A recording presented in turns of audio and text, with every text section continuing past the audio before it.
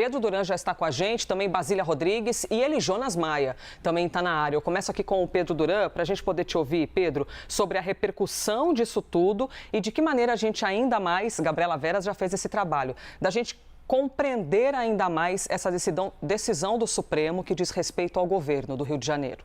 Bom dia. Oi, Elisa. Bom dia para você, bom dia para Basília, para ele, Jonas, para todo mundo que acompanha a gente na CNN nessa sexta-feira, que começa com uma repercussão importantíssima na segurança pública. Essa medida foi tomada pelo ministro Edson Fachin durante a pandemia do coronavírus, colocando travas sobre as operações policiais em favelas, em comunidades do Rio de Janeiro. Aqui a gente já vê na nossa tarja a fala do governador do Rio de Janeiro, Cláudio Castro.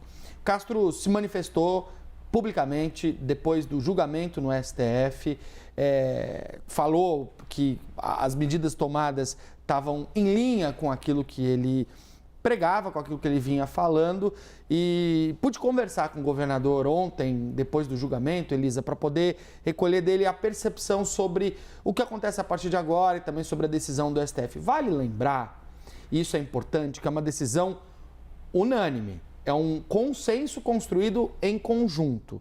E essa decisão unânime, ela faz com que você tenha menos travas, retira as travas na prática para as operações em favelas, em comunidades do Rio de Janeiro, mas mantém o olhar do STF sobre o que está acontecendo por lá. Ou seja, ela não abre mão de que a fiscalização por parte do Supremo continue para diminuir as mortes causadas por policiais.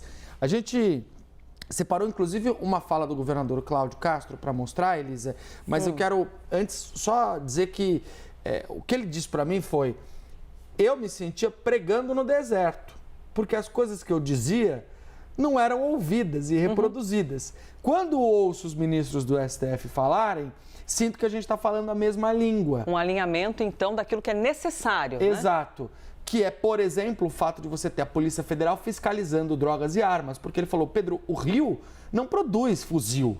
O Rio não tem fazenda de maconha, não tem produção de cocaína. Essas drogas e armas vêm de outros lugares. Então precisa de uma polícia que tenha capacidade de articulação em outros estados e nas fronteiras brasileiras com outros países para combater isso. Vamos ouvir o que disse o governador Cláudio Castro. O dia a dia da atividade policial, ele é muito diferente e a gente vai ter que ter uma análise profunda agora dessa decisão, mas que ela vem apontar algo muito bom, eu não tenho dúvida disso. Ela tirou barreiras importantíssimas. A questão, nós apreendemos toneladas e toneladas de drogas em escolas públicas, porque a decisão não deixava a gente chegar perto de escola pública. Eu fico feliz em sair daqui hoje, em perceber que a segurança pública venceu. O direito de ir e vir das pessoas venceu. Venceu, não venceu? Como é que foi na prática a decisão? A gente preparou uma arte para mostrar as medidas tomadas pelo Supremo Tribunal Federal. Nesse consenso, pedi licença aqui para a Basília e para ele, Jonas, para mostrar, Elisa.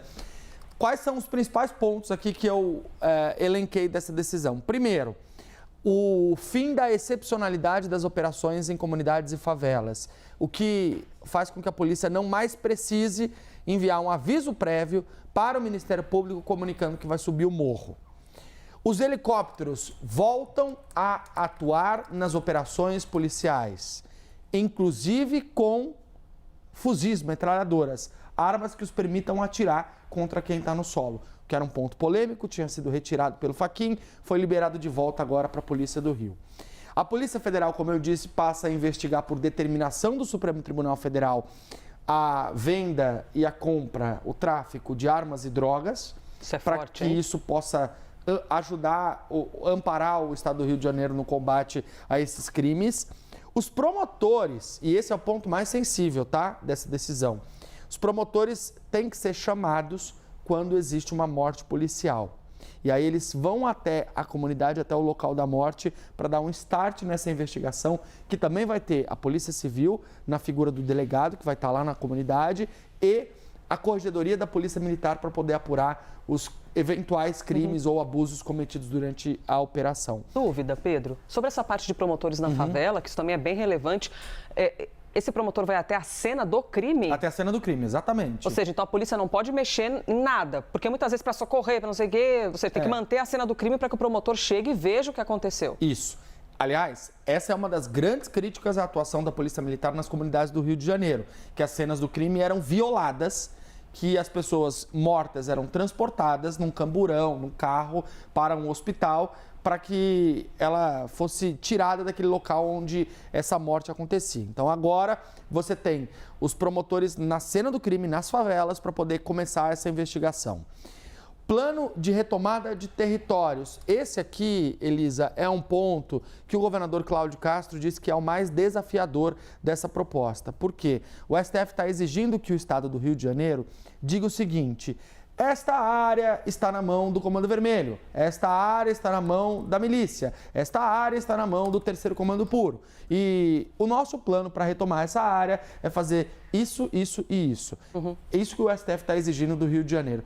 Tem um ponto positivo aqui, que é o fato de que a previsão desse plano de retomada tem algo que a política de segurança pública do governador Cláudio Castro prevê, que é a ocupação territorial dessas comunidades. Enviar bases da polícia, unidades do governo para as comunidades do Rio de Janeiro, para que elas possam efetivamente ter um olhar do governo e também das autoridades de segurança lá. Então, nisso estão também alinhados, mas realmente vai ser um grande desafio para o Rio estabelecer esse plano.